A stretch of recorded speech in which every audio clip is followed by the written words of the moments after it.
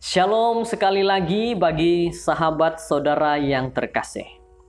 Puji syukur dengan limpah berkat yang sudah diberikan kepada kita. Kita sambung lagi renungan kita, renungan harian kita melalui buku renungan kita yang sudah kita ada, yaitu menjadi murid setiap hari. Jadi saudara-saudaraku, kita akan mendengar satu lagi renungan. Semoga kita persiapkan hati pikiran kita. Pada waktu ini mari kita sama-sama berdoa dan saya pimpin dalam doa. Bapa kami di sorga, Tuhan Allah yang baik, Tuhan yang menyertai kami dan Tuhan yang kami sembah. Engkaulah satu-satunya tempat kami untuk berserah. Tidak ada yang lain dan hanya Engkau. Saat ini kami akan mendengar, membaca. Biarlah Tuhan akan memberikan kepada kami kebijaksanaan sehingga kami dapat melakukan yang terbaik untuk memahami firman Tuhan. Di dalam nama Yesus Kristus Tuhan kami sudah berdoa. Amin. Judul daripada renungan kita saat ini adalah Kota-kota dalam Perjanjian Baru. Kemarin kita sudah mempelajari tentang kota-kota Perjanjian Lama. Dan hari ini, waktu ini kita belajar lagi dalam kota Perjanjian Baru. Ayat renungan di dalam Kisah Para Rasul 8 ayat 7 dan juga 8.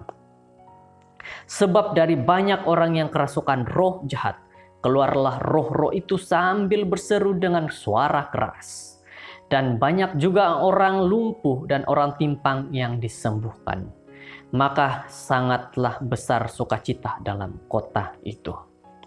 Saudara-saudara, perkataan kota muncul sebanyak 160 kali dalam Perjanjian Baru. Kota-kota dalam Perjanjian Baru dibina terutama untuk tujuan komersial dan bukannya untuk tujuan pertahanan. Paulus begitu menyadari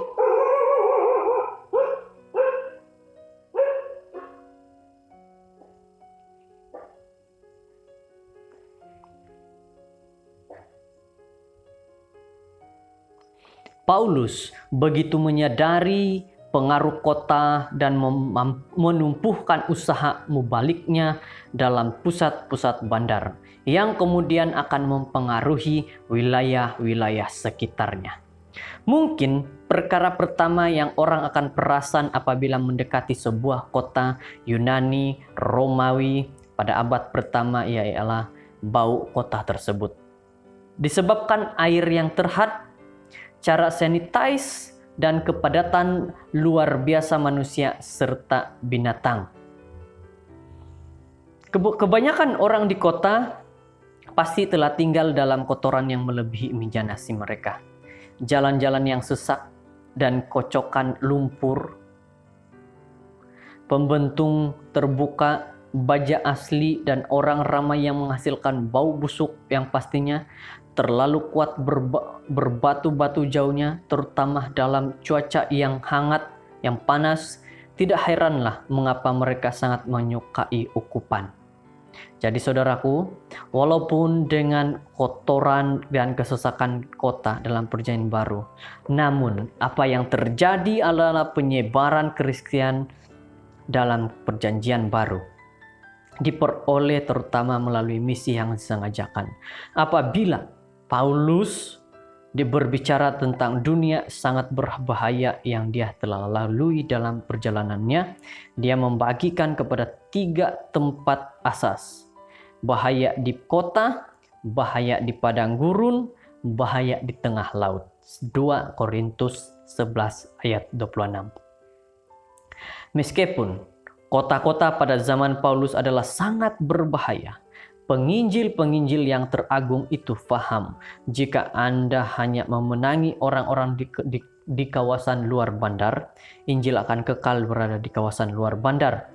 Akan tetapi dikatakan, jika Anda memenangi orang-orang di kota, Injil akan tersebar ke wilayah-wilayah di luar kota. Orang-orang yang bertaubat daripada kota itu kemudian akan memimpin keluarga dan teman-teman mereka dalam wilayah itu kepada Yesus, dan dengan itu seluruh kota. Dan dengan itu seluruh dunia akan terus ataupun akan tahu tentang kasih karunia keselamatannya. Saudaraku, kita dikatakan bahwa di dalam penginjilan kita jangan hanya fokus satu tempat, tetapi kita perluaskan cara pemimpinan kita, cara pelayanan kita, cara kita menyebarkan firman Tuhan. Kita tidak hanya fokus satu kota, tapi kita fokus juga wilayah-wilayah luar, kota-kota yang lain. Pada saat ini renungan kita mengajak kepada kita, membuka akal pikiran kita agar kita terfikir bahwa mari menginjil di kota-kota yang dekat, ataupun kalau tempat kita sekarang ini, mari kita melayani di kampung-kampung yang terdekat dengan tempat kita, agar firman Tuhan tidak putus hanya di tempat kita, tetapi mengalir terus tersebar kepada orang-orang di luar sana. Inilah firman Tuhan kepada kita pada saat ini. Kiranya berkat Tuhan berlimpah bagi kita masing-masing. Mari berdoa. Kami berdoa pada saat ini Tuhan, menyembah kepada Engkau. Kami tahu kami orang yang berdosa.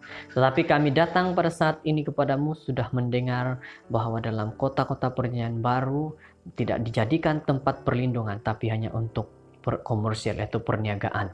Tapi pada saat ini kami diperingatkan, bagi menyebarkan firman Tuhan bukan hanya pada satu tempat, harus masuk ke tempat yang baru, wilayah-wilayah sekitar kota-kota ataupun kampung-kampung yang terdekat.